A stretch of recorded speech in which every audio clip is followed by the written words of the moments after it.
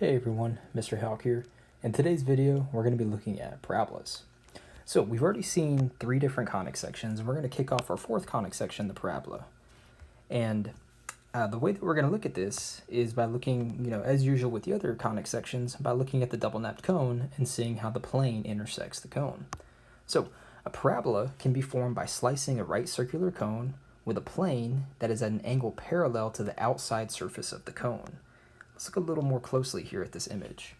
So notice that this plane is at an angle parallel to the outside surface of the cone right here.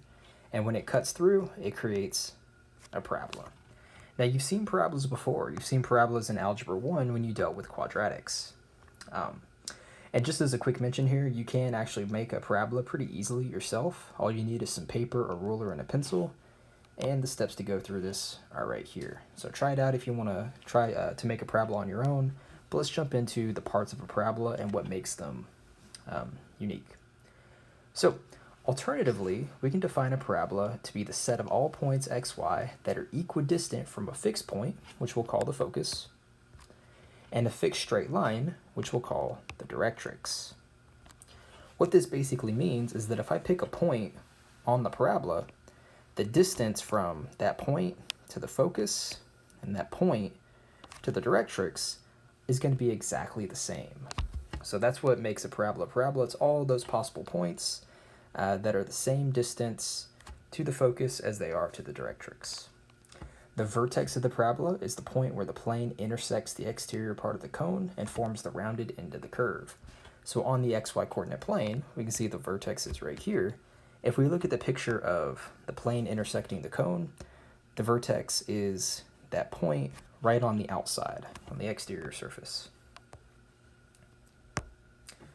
Okay, another key piece that we're going to want to look at is something called the axis of symmetry. And the axis of symmetry is the straight line that passes through the vertex and cuts the parabola into 2 equal halves. That's why it's called the axis of symmetry, because it's symmetric, cutting through the vertex, creating 2 equal halves of the parabola. And the axis of symmetry in this example right here would be the straight line going through -1. Now note that the axis of symmetry, because it's a straight line, has an equation. And in this case, we would say the axis of symmetry is the equation x equals -1, or rather the line given by the equation x equals -1. Now, in your studies of quadratics, the equation of a parabola was introduced to you as y equals ax squared plus bx plus c. And while this is a nice equation and is suitable for Algebra 1, we're going to need a more powerful equation for parabolas when relating the parabola to its focus, directrix, and vertex. And also remember from Algebra 1, we called this the standard form. So, also in Algebra 1, when you were learning about parabolas, you actually only learned about one type of parabola, which is a vertical parabola that opens up or down. Now that we're in pre-cal here, parabolas can actually either be vertical or horizontal, meaning they don't have to just open up or down like this, but a parabola could also either open left or right. Okay? And that's going to make the equation slightly different for each type of parabola. Now, normally we look at a derivation of the equation for these conic sections. Similar to what I did with hyperbolas and ellipses, I'm going to go ahead and put in a link right here that'll take you to a derivation of the parabola equations. But let's go ahead and look at these equations, and let's look at the parts of the parabola they refer to. So, like we were mentioning earlier, 2 different types of parabolas that can open up or down, and parabolas that can open left or right. And the way that we're going to tell what kind of parabola we have is based off of the equation. So here is, and we call this the transformational equation, the transformational form equation for the parabola. So in this transformational equation, we have y minus k equals 1 over 4p times x minus h squared. Notice that the variable that's getting squared is x. The variable that is not squared is y, and this is how we determine the opening of the parabola. If y is the variable that is not being squared, or if we're in this transformational form, if y is here on the left, then it's going to open up or down. Notice in the horizontal equation, x is the variable that is not being squared. and y is the variable that is being squared. So if x is the variable not being squared, our parabola is going to open right or left. Okay. Now there's also something important is we need to figure out, well, for a vertical parabola, is it opening up or is it opening down? And that's where we're going to talk about a key feature called, or a key piece of the equation, which is p. Now p is the distance from the vertex to the focus. So this distance is p. If p is a positive number, so if we look at this 1 over 4p, and we find p to be a positive number, then it turns out the parabola opens up. If p is a negative number, then it turns out that the parabola will open down. You see that right down here in this little information section. So, but once you calculate p, this is going to allow us to calculate both the focus and the equation for the directrix. So let's look at that here for a vertical parabola. For a vertical parabola, the vertex is the point hk. Remember, for the other conic sections, hk was the center. Here for parabolas, hk is the vertex, because we do not have a center for parabolas. The axis of symmetry, when we're talking about a vertical parabola like this, the axis of symmetry is a vertical line. And vertical lines have the equation x equals some number. Now, since parabolas for the axis of symmetry, we know the axis of symmetry goes through the vertex, it's always going to be, for the axis of symmetry, the equation is going to be given by x equals whatever number we have for h. Okay, so once you know the vertex, you also know the axis of symmetry. And again, with a vertical parabola like this, you're going to get a vertical line for the axis of symmetry, so it's x equals. The focus, since we know that p is the distance from the vertex to the focus, all we'd really have to do is take the vertex, which is hk. We know that we're moving p in the vertical direction, so we'll go hk plus p to the y-coordinate, so add p to the y-coordinate k, and that's going to get us to the coordinate of the focus. And we can see that right here, h comma k plus p. Now let's talk about the directrix. So for the directrix, well, if we go p in this direction to get to the focus, if we go p in this direction, we'll get to the directrix. And notice, just like the axis of symmetry, the directrix is a straight line. For a vertical parabola like this, the directrix is a horizontal line. So the directrix will be given by the equation y equals, because horizontal lines are of the form y equals, and then we take the k-coordinate for the vertex, so h comma k, we take the k-coordinate, and we subtract it by p. So the equation for the directrix is y equals k minus p. Now let's take a quick look at the horizontal parabolas, but very similar setup here. So for a horizontal parabola, again, the distance from the vertex to the focus is still going to be p. Notice that this time, and again, also just like for horizontal parabolas, the vertex itself is h comma k. That's not going to change. So let's look at the axis of symmetry. Once we know the vertex hk, well, notice this time the axis of symmetry is a horizontal line. So for horizontal parabolas, the axis of symmetry is also horizontal, and horizontal lines are given by the equation y equals some number. Well, we're looking at the point h comma k. We know the axis of symmetry goes through the vertex, so we know it's going to go through k for the y value, so the axis of symmetry is y equals k. Okay. The focus, well, once we know the vertex hk, we can add p in the x direction, so the focus will be h plus p comma k. The directrix, so the directrix here is this vertical line, and the directrix is p distance away from the vertex, so we would say that the equation for the directrix is x equals h minus p, and we can see it again here. Here's the vertex, h comma k. We're going p in this direction, so we'll go h minus p in the vertical direction, or sorry, in the horizontal direction, then comma k. Okay? So let's actually see some examples here. Let me clear all this out. I want to give away all the answers there. All right, so let's look at some examples of how we would how we define some of these key pieces given different equations for parabolas. So first, we're given the equation for this parabola, y plus 4 equals negative 1/4 times x plus 5 squared, and we want to find the direction of opening, the vertex, the axis of symmetry, the focus, and the directrix. This is kind of nice because if you remember back to hyperbolas, we had, I think, 8 different pieces that we had to find. For parabolas, we're only looking for 5. Okay, so let's start with the direction of opening. Notice that here in transformational form, y plus 4 is on the left. So y is on the left is the first variable, and notice that y is not being squared. So that means that our parabola, if we go back to our little information sheet, is a vertical parabola.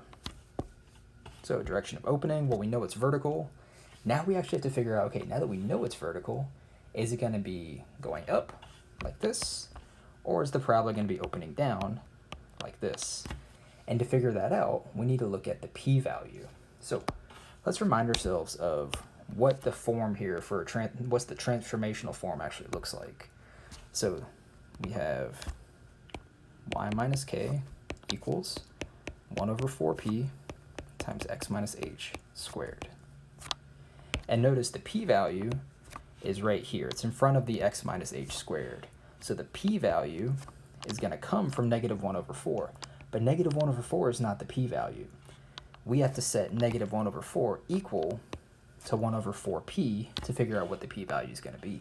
So 4p, let's go ahead and calculate it here. 1 over 4p is going to equal negative 1 over 4. We can go ahead and cross multiply here. So 1 times 4, 4p times negative 1. This is going to lead us to 4 equals negative 4p. We can see that dividing by negative 4 on both sides is going to tell us that p equals negative 1. Okay, and we're going to need that for some of these calculations here. But for the direction of opening, we already know it's a vertical parabola because y was first on the left in this form. And now that we know that p is negative, so p is negative, p is less than 0, tells us that this is a parabola opening down. All right, let's look at the vertex. Well, we can see from the equation, x minus h squared, y minus k, we know h comma k is the vertex. We can see from the equation, we have these minus signs here, meaning that we're going to need to change the signs. So change the positive 5 to a negative 5, change the positive 4 to a negative 4. That's going to tell us that our vertex is negative 5, negative 4.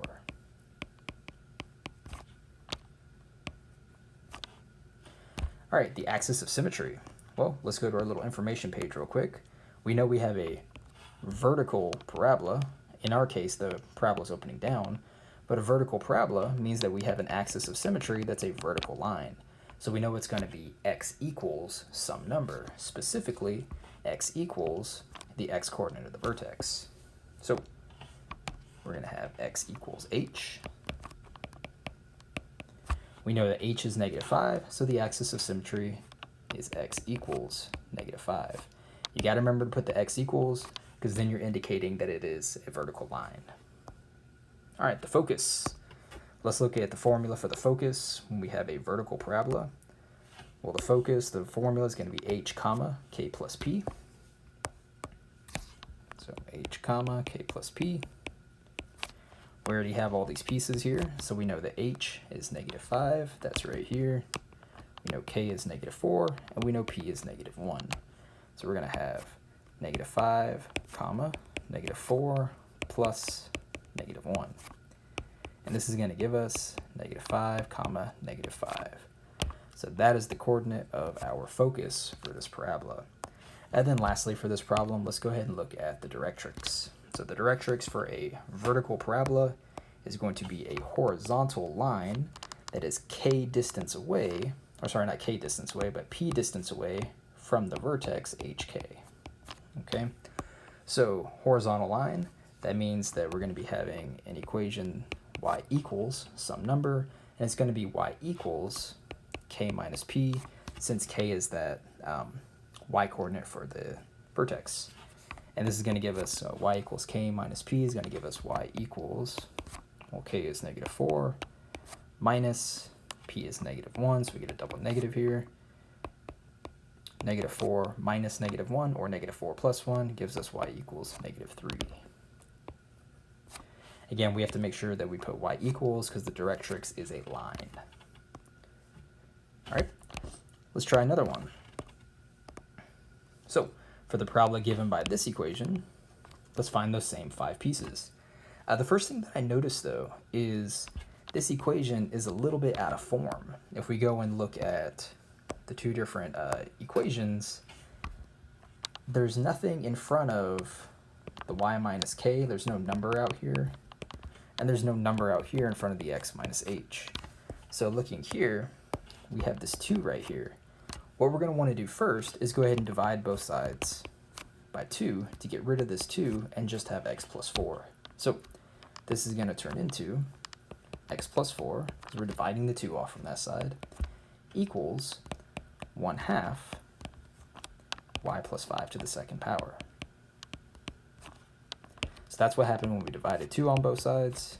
These 2's went away. We got a 1/2 over here on the right side. And now this is going to allow us to go ahead and solve for p, because we know that we're going to need p for the direction of opening, the focus, and the directrix. So for p, well, let's see. We know that the general form equation, not the general form equation, the transformational form equation looks something like, let's just go look at it real quick. It's right here. We had the x on the left side, so we're looking at a horizontal parabola. But we know 1/4p is going to be equal to 1/2. So we're going to say 1/4p equals 1/2. Again, let's use some cross multiplying. So 1 times 2 is 2. 4p times 1 is 4p. So we get 2 equals 4p. And we can see if we divide both sides by 4, we get p equals 1/2. Okay, so a couple things that tells us. First off, we can see x is the variable on the left side, x is not being squared, so we can tell that this is a horizontal parabola, and since p is positive, it's a horizontal parabola that opens to the right. So p is positive,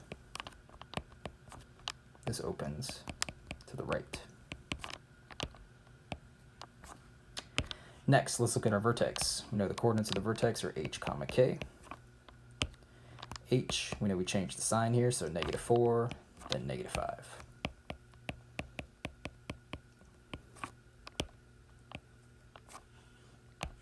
All right, axis of symmetry. Well, this time we have a right opening parabola. And a right opening parabola like this, the axis of symmetry is going to be a horizontal line. Specifically, it's going to be the horizontal line y equals k, which in this case is going to be y equals -5. All right, moving over here to the focus. The focus is going to be the point for a horizontal parabola. It's going to be the point h plus p, comma k. We already know all these pieces. We know that h is -4. We know that p is 1/2, so -4 plus 1/2, then comma k, which is -5. Let's do some quick math here with the -4 plus 1/2. Well, -4, if we rewrite it as a fraction with 2 as the denominator, -4 is -8/2. -8/2 plus 1/2 is going to be -7/2, or -3.5. So -7/2, comma, -5. All right, the directrix for a horizontal parabola is going to be the line x equals h minus p. We know that h is -4, so x equals -4 minus, and then p is also 1/2, so -4 minus 1/2. And again, let's do some quick math here with the fractions. -4 is going to be -8/2. -8/2 minus 1/2, that would be -9/2. So x equals -9/2, or if you wanted to turn it into a decimal, x equals -4.5. Okay, and then for our last example, let's look at an equation of a parabola that is given in general conic form, and we're going to have to convert it to transformational form to be able to do anything with it. Okay, so let's kind of talk strategy about how we're going to do this. Notice that y is the variable that's being squared. And if we look at our equations here, the squared variable always ends up on the right side. So the strategy here is, because y is being squared, let's go ahead and move all the y values to the right side of the equation. Then we're going to use completing the square to get it in the form that we want it to be in. All right, so let's keep the x and the 52 on the left side. Move the 2y squared, subtract it over to make it negative 2y squared. We'll take the negative 20y, add it over to make it plus 20y. And then now let's go ahead and let's go through the completing the square process to get it the way that we want it to look. So on this left side, nothing we can really do here. We'll do x plus 52. I'm also going to leave a little gap. We know that in completing the square, constants get added to the left and to the right. On the right side here, we know that we need to factor out a negative 2 because we want a positive 1 to be here in front of the y squared, so we factor out negative 2. That's going to give us y squared minus 10y. And now let's do our completing the square part. So we can see this negative 10y. We take half of negative 10, which is negative 5, multiply it times itself. We can see that the constant that we want to add is a positive 25. So plus 25. Now, to balance that here on the left side, this 25 that we added in is being multiplied by the negative 2 on the outside. So to balance this, we have to have minus 2 times 25. All right, continuing, well, x plus 52 minus 2 times 25. This is negative 50. 52 minus 50 is just 2. So this is x plus 2 equals negative 2. And now let's go ahead and factor this. The whole point of completing the square so that you can factor this as a perfect square. So y squared minus 10y plus 25, that's y minus 5 times y minus 5. Which we know this will turn into x plus 2 equals negative 2 y minus 5 squared.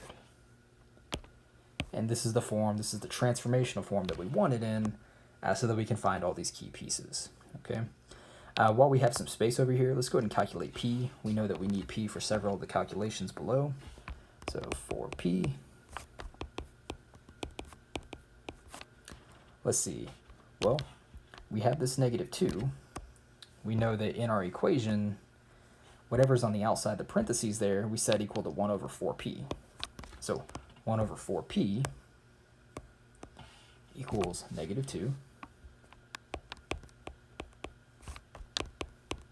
Let's go and put a over 1 here, just because, you know, when we do cross multiplying, we like to have the fractions. So cross multiplying, 1 times 1 is going to give us 1. 4p times negative 2 is going to give us negative 8p. And then we can see that isolating the p, divide negative 8 on both sides, we get p equals negative 1/8. Okay, and again, we're going to need that for the focus, the directrix, and the direction of opening. So let's start with the direction of opening here. We can see that x is the variable on the left side, and it's not being squared, which tells us, now here we go, x on the left side, x isn't squared. This is a horizontal parabola. So if it's horizontal, it's opening left or right. But since p is negative, p is less than 0, implies that this parabola, since it's horizontal, is opening left. Let's get the shaded inbox. There we go. All right, the vertex, very easy to identify. It's going to be negative 2, positive 5. So the vertex HK, negative 2, 5. The axis of symmetry, since this is a parabola that's opening to the left, we know the axis of symmetry is a straight line through the vertex. So the axis of symmetry is a horizontal line. So it's going to be the horizontal line y equals k, which in this case is going to be y equals 5. All right. To find the focus of a horizontal parabola, we have the formula h plus p comma k. We know that h is negative 2, so negative 2 plus negative 1/8, which is p, comma 5. Again, we have some fractions to deal with here. We want our common denominator to be an 8, so negative 2 we can rewrite as negative 16 over 8. Negative 16 over 8 plus negative 1 over 8 is going to be negative 17 over 8, comma 5. So there's our focus. And then for the directrix, we know the directrix is going to be a vertical line because this is a horizontal parabola. So the directrix is going to be given by x equals h minus p, which is going to be x equals, let's see, h is negative 2. So negative 2 minus, p is negative 1/8. So we get a double negative here. And again, let's deal with this fraction here. Negative 2 minus negative 1/8. Again, negative 2, let's represent negative 2 as negative 16 over 8. So negative 16 over 8 minus negative 1 over 8, double negative there. So really negative 16 over 8 plus 1 over 8, which will give us negative 15 over 8. And that's our directrix, that vertical line.